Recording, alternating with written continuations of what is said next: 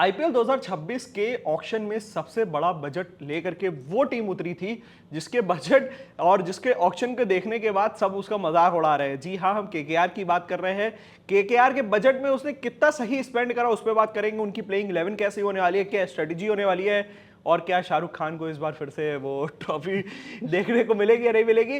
बात करते ही इसी चीज़ों पे देव सर हमारे साथ मौजूद है। सर, सबसे पहले तो बहुत बहुत स्वागत है। और क्या शाहरुख खान की जो टीम और जूही चावला की जो टीम है, सबसे बड़ा बजट लेकर के उतरे थे, बट क्या वो धमाल मचा पाए उस बजट का? देखिए धमाल तो बहुत मचाया है उन्होंने 64 करोड़ का बजट लेके वो उतरे थे और ऑब्वियसली सबसे ज़्यादा एक्सपेक्टेशंस भी उन्हीं से थी कि अगर आप इतना बड़ा बजट लेके आ रहे हो तो आप अल्टीमेटली एक ऐसा टीम बनाओगे जो कि डेफिनेटली टाइटल कंटेंडर्स रहेंगी।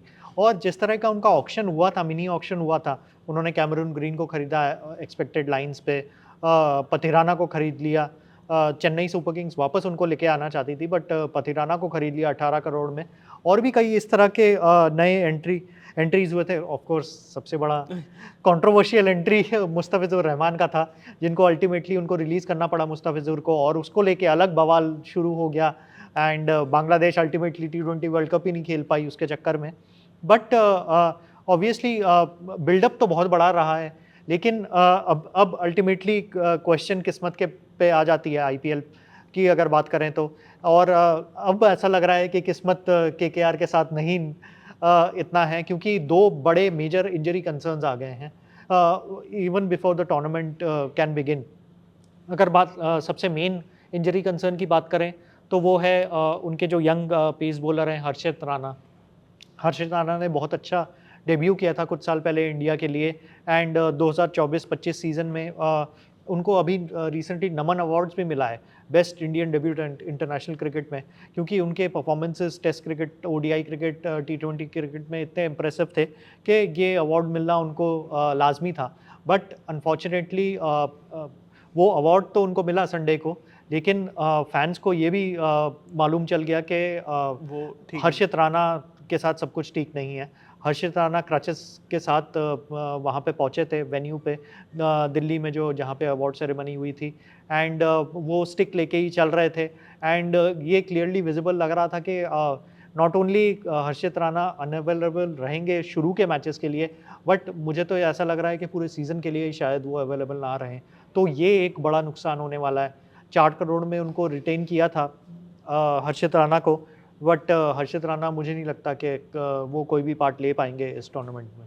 सर, अगर हम आईपीएल में इनकी प्लेइंग 11 देखें, सबसे बड़ा बजट इन्हीं के पास था, तो क्या सबसे धमाकेदार भी प्लेइंग 11 अब इन्हीं के पास है, या फिर कोई ऐसी और टीम है जो इनको टफ कंपटीशन देने वाली है? देखिए सबसे धमाकेदार आइडियली अगर जिस तरह से उन लोगों ने टीम खरीदी थी, अगर वो सारे के सारे अवेलेबल होते तो सबसे धमाकेदार टीम इनकी हो सकती थी पोटेंशियली। मतलब जब हम लोगों ने पहले भी प्लेइंग 11 डिस्कस किया था तो हमें यही लग रहा था कि बेस्ट शायद प्लेइंग 11 वही हो। लेकिन 2 महीने में क्या, 2 या 3 महीने में क्या बदल जाता है, क्या उथल-पुथल हो जाता है, ये कोई भी नहीं बता सकता। और अभी उनकी जो करंट स्थिति है, जो करंट प्लेइंग 11 को लेके वो उतर सकते हैं, वो कंप्लीटली डिफरेंट है फ्रॉम जो थी situation immediately after the auction. क्योंकि apart from Harshit Rana 18 crore spend करके उन्होंने मतीशा पथिराना को भी खरीदा था। अब मतीशा पथिराना भी अवेलेबल नहीं है। दूसरा, उन्होंने ऑलरेडी मुस्तफिजुर रहमान को रिलीज़ कर चुके हैं वो। तो बेसिकली उनके जो 2 न्यू बॉल बॉलर्स थे, मतीशा पथिराना, हर्षित राणा एंड मुस्तफिजुर रहमान, तीनों ही अनअवेलेबल हो गए हैं। मतीशा पथिराना को तो शायद वो रिप्लेसमेंट वो नहीं देखने वाले, क्योंकि केकेआर आर होपिंग के इवेंचुअली, मतलब हो सकता है कि आधे टूर्नामेंट के बाद शायद मतीशा पथिराना अवेलेबल हो जाएँ। लेकिन इस टाइम पे उनकी अवेलेबिलिटी डाउटफुल ही लग रही है, क्योंकि उन्होंने अभी भी टीम को जॉइन नहीं किया है। उनका जो प्री सीज़न कैंप वगैरह मजे की होता बात है। है कि केकेआर जिसके पास सबसे बड़ा बजट था, वही जो है एक भगवान के ऊपर भरोसे पे आ गई है बिल्कुल, कि बिल्कुल यही भगवान भरोसे पे ही चल रही है। एंड बट शाहरुख खान की टीम ने सरप्राइज़िंगली अभी ना तो हर्षित राणा को रिप्लेसमेंट करने के लिए कोई प्लेयर देखा है, ना ही मतीशा पथिराना को। ऑफ कोर्स मुस्तफिजुर रहमान को तो उन्होंने रिप्लेस किया है। एक ज़िम्बाब्वे के जो इम्प्रेसिव बॉलर थे ब्लेसिंग मुज़ाराबानी, उनको साइन अप किया है। लेकिन मुज़ाराबानी कोई बहुत अमेजिंग T20 फ्रैंचाइज़ रिकॉर्ड नहीं है उनका। तो अगर आप एक तरफ देखें मतीशा पथिराना, मुस्तफिजुर रहमान और हर्षित राणा, और दूसरी तरफ देखें ब्लेसिंग मुजाराबानी, इनके कंपैरिजन में ऑब्वियसली पलरा बहुत ही शेकी लग रहा है शाहरुख खान के कोलकाता नाइट राइडर्स के लिए। Sir overall as a expert या फिर एज अ आप क्रिटिक अगर देखेंगे तो इनके 64 समथिंग करोड़ जो थे वो क्या वेल स्पेंड है, देखिए जस्टिफाइबल है प्लेइंग 11 और इनका स्क्वाड देख करके पूरा? देखिए अगर 65 करोड़ की बात करें तो ऑब्वियसली मतलब उन्होंने जो नए प्लेयर्स जो खरीदे थे, कुछ प्लेयर्स खरीदे जैसे टिम साइफर्ट को रिटेन किया था, फिन एलन उन्होंने खरीदा। फिन एलन ने हमने देखा किस तरह का धुआंधार बल्लेबाजी की थी उन्होंने, T20 वर्ल्ड कप में सेमीफाइनल में सेंचुरी मारी थी सिर्फ 30 बॉल में, और साउथ अफ्रीका को शॉक कर दिया था। तो इस तरह का एडिशंस तो यूज़फुल एडिशंस हैं ही उनकी टीम में, बट ऑब्वियसली उन्होंने ये एक्सपेक्ट नहीं किया था कि मुस्तफिजुर रहमान को रिलीज़ करना पड़ जाएगा या मतीशा पथिराना इंजर्ड हो जाएंगे। ये कोई भी टीम एक्सपेक्ट नहीं करती है, बट ये एक बहुत ही मेजर कंसर्न्स हैं उनके लिए। एंड क्योंकि हम अगर उनका फास्ट बॉलर्स की लिस्ट देखें तो उसमें इनके अलावा उमरान मलिक भी हैं। उमरान मलिक भी इंजरी के बाद वापस आ रहे हैं। पिछले सीज़न एक भी मैच नहीं खेले थे उमरान मलिक, लेकिन अभी रिसेंटली जो DY पाटिल जो T20 टूर्नामेंट हुआ था जिसमें सूर्यवंशी भी खेले थे और अर्जुन तेंदुलकर भी खेले थे, उसमें बहुत ही लैकलस्टर परफॉर्मेंस था उमरान मलिक का। इनफैक्ट 2 ओवर में 50 रन के आसपास कंसीड किए थे उन्होंने एक मैच में, मतलब एक ओवर में 26 रन, दूसरे ओवर में 24 रन। तो उनका performance in the lead up to the IPL कोई बहुत इम्प्रेसिव नहीं रहा है। तो मुझे नहीं लगता कि इवन इफ मतीशा पथिराना अगर नहीं खेलते हैं तो उमरान मलिक को वो लोग एज अ रिप्लेसमेंट ला सकते हैं। हाँ, आकाशदीप जो बंगाल के अच्छे पेसर हैं, इंडियन टीम के लिए भी अच्छी बॉलिंग कर चुके हैं T20 क्रिकेट में, वो एक अच्छा रिप्लेसमेंट हो सकते हैं। हर्षित राणा को अगर रिप्लेस करें तो आकाशदीप को वो ला सकते हैं। लेकिन अगर हम बात करें पथिराना को कौन रिप्लेस करेगा, तो आई थिंक उसके लिए ऑप्शंस थोड़े लिमिटेड ही हैं।